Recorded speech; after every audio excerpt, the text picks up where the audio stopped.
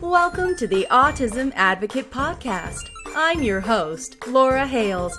If you're looking for tips on how to advocate for and understand your autistic child in a more meaningful way, you've come to the right place, and we're so happy to have you join us. Hey there, welcome back. We are on episode 2 of Listener Questions. Here is a question. Again, all information that would identify this person has been removed. So, I have a behavioral question. My child has started spitting on their para and saying not so nice things to their para. This child has not been tested for autism, but there are things that point to that. So, this person is asking, what should they do? And that's a big question. In my personal opinion as a parent, language isn't as big of a deal to me as far as the range of behaviors, what we need to be working on. I would first go toward physical aggression and the spitting. And that doesn't mean that we're saying that the verbal aggression is okay. Just one is, to me, more concerning than the other. First, I would try to establish what is triggering the behavior. So start taking data. Start observing, when did this happen? What preceded the event? Were there a lot of demands made on the child before the event happened? Is it with always a certain person? Is it always a high sensory environment? What's the sensory environment like? What time of day does this happen? What activity? What was the mood of the child? And then there's during the process. So what happened in the process? What did it look like? How did the child respond? Were they looking for a response? And then after, what helped bring the child back down, meaning they felt more regulated, more in control, more able to make appropriate decisions about how to handle their feelings. So that's a quick summary on how to gather effective data for special education situations, but also just, scientifically, how to gather data.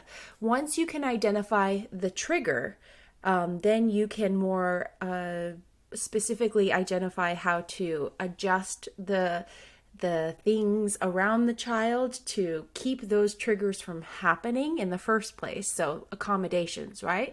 And then you can also address the need. What need is the child communicating? Are they communicating a need to be in control of their environment? Are they struggling to express frustration, which is totally an appropriate thing to do?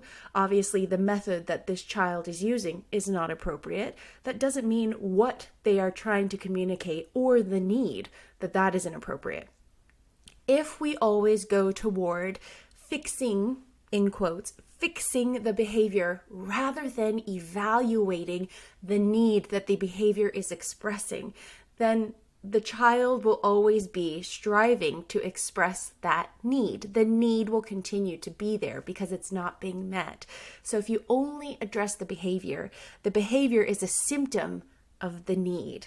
So address the need and then teach the child the more appropriate behavior. Now, I will say, it's a much slower, steadier process for changing behavior when you have it in a teaching, nurturing, supportive style versus a more traumatic, guilt-tripping, punishing kind of style. But it's much more long-lasting. It comes from a desire to do one's best to help others feel good about themselves. It's when they recognize that other people's feelings are valuable and they can put themselves empathetically in another person's shoes, which is really valuable, rather than being fearful simply of punishment. It inspires them to be a good human being for the purposes of being a good person, right? That was a super short, quick answer, and I sure hope that it is something that you can help address. And let me just say, as scary as some of these behaviors may sound, I totally hear you and get you. There's no shame in the behavior. It is not a reflection of you and your parenting and how much, in quotes, control you have over your child.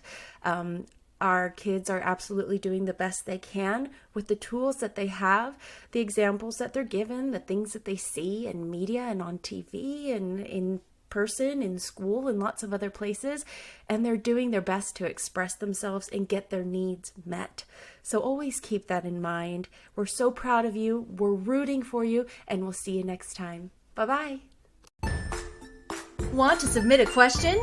Email us at the Autism Advocate Podcast at gmail.com. Follow our social media outlets and check out our shop featuring my Autism Acceptance, Children's Illustrated books, and other fun autism acceptance items. Don't forget, I'm rooting for you, and we'll see you next time.